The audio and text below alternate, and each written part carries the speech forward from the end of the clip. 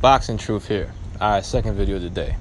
I want to talk about this funny ass situation that's brewing in the middleweight division.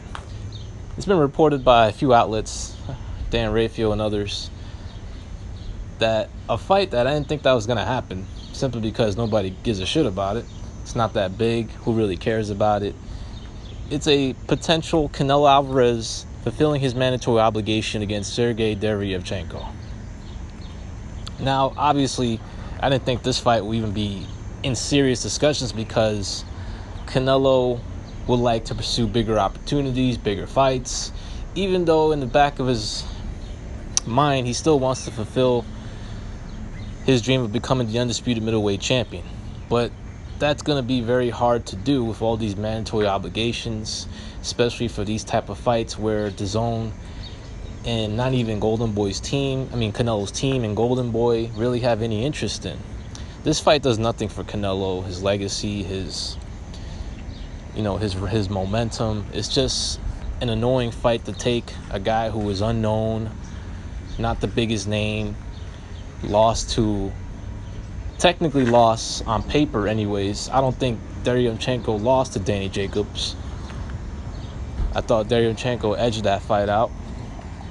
But on paper, he lost to Danny Jacobs, so that really takes away the value in this fight.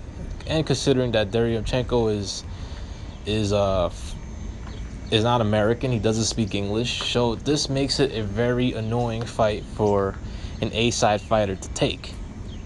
But Canelo will fight anyone. He's already proven that. The man is willing to go up 2 divisions to fight one of the most dangerous fighters in recent times in Sergey Kovalev. When that fight was being discussed, oh man, I was shadow boxing for days. I mean, that is the holy grail of boxing, Canelo Kovalev.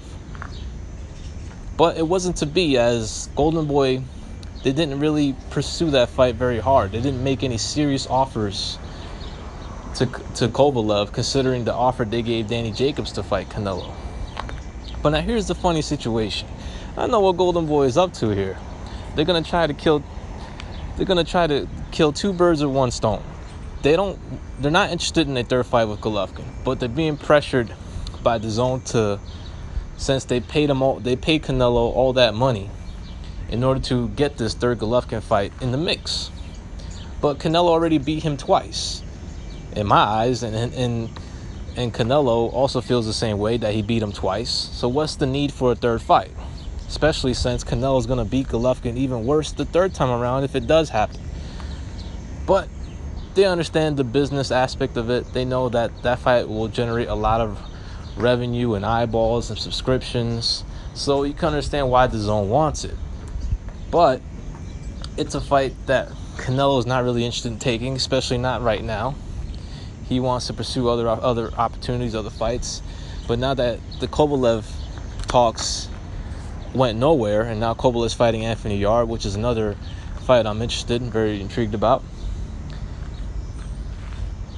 So now Canelo and Golden Boy have another plan in order here. I know what they're up to. So here's the plan. Since they're being pressured by the IBF to fulfill their mandatory obligations to fight Sergey Derevyanchenko, either he fights Derevyanchenko or he gets stripped of the title. Simple as that. Many reasons why I just stated why Golden Boy is reluctant in taking this fight, not because they're scared of Derevyanchenko, it's because it's not a really big fight. Now, according to reports, DAZN only approved 2 opponents for Canelo's return for September 14. Now it's being pushed back to December. It was either Kovalev or a third Golovkin fight. They're not interested in the Golovkin fight next.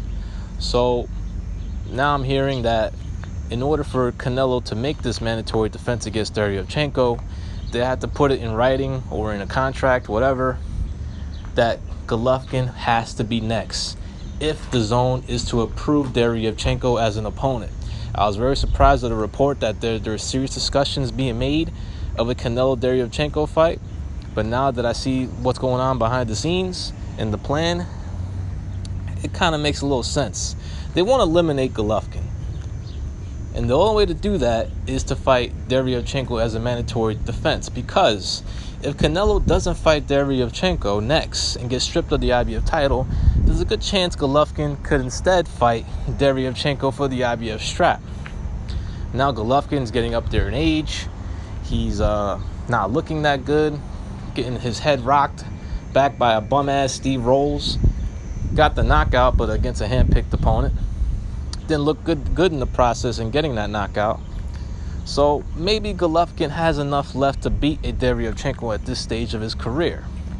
Especially since Derevchenko didn't look too good in his last fight against Jack Koke. So Golden Boy and Canelo's team see this as an opportunity to eliminate Golovkin. So instead of not pursuing this mandatory defense and fighting Derevchenko, they're actually going to take this fight, or perhaps at least be in serious discussions and be able to entice the zone to approve him as an opponent, with the promise that the Golovkin third fight is next. But here's the catch, though. There's been reports that Golovkin is considering to fight Jaime Munguia,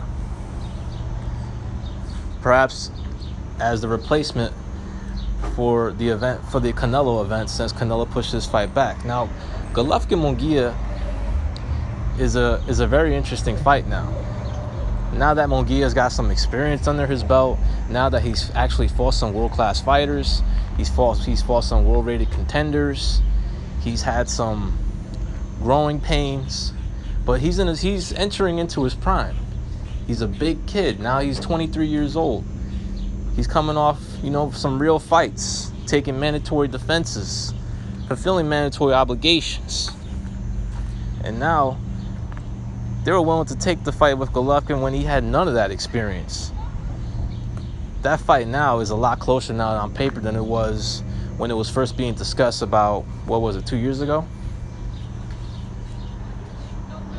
2 years ago when it was first being discussed? Or a year and a half ago? So this is Golden Boy's plan. Instead of Golovkin fighting a little older, not as fresh Derevchenko, and perhaps gaining a strap and having more leverage at the negotiating table, instead, Canelo's going to swap that idea out of Golovkin's table. He's going to instead pursue the mandatory defense with the promise to the zone that Golovkin trilogy will be next if both come out victorious, of course, in their respective bouts. But Golden Boy has promotional ties with Munguia. So if Canelo fights Derevchenko, Golovkin will have no other option but to fight Munguia. And let me tell you right now, if that fight is signed, sealed, and delivered, Jaime Munguia will upset Gennady Golovkin. He will beat him and possibly send him into retirement. And as a result, Golden Boy and Canelo get their wish. Eliminate Golovkin completely from a trilogy fight. Completely eliminate that fight, a fight that they're not interested in because they felt they beat him twice already. And instead of a Golovkin-Canelo trilogy, what you guys are going to get in next May is a Canelo-Jaime Munguia fight on Cinco de Mayo. That is the plan, y'all. That is the master plan of Golden Boy and Oscar De La Hoya. Eliminate two birds with one stone. Take away that mandatory defense out of the way for Canelo. Take away an opportunity for Golovkin to regain a strap. And instead, get an upset loss to the up-and-coming new Mexican warrior, Jaime Munguia. This is Boxing Truth. I'm out.